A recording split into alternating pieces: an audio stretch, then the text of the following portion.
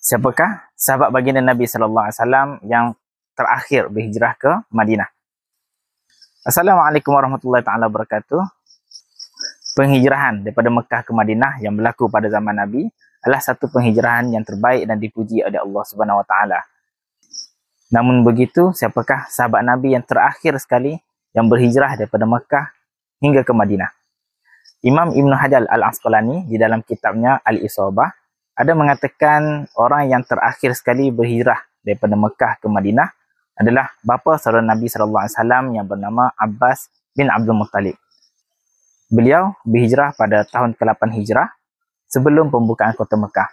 Beliau niat untuk berhijrah ke Madinah daripada Mekah, keluar ke Mekah, tiba-tiba di hadapan kota Mekah telah bertemu dengan kekuatan ketenteraan yang dipimpin oleh baginda Nabi sallallahu alaihi wasallam yang ingin membuka kota Mekah.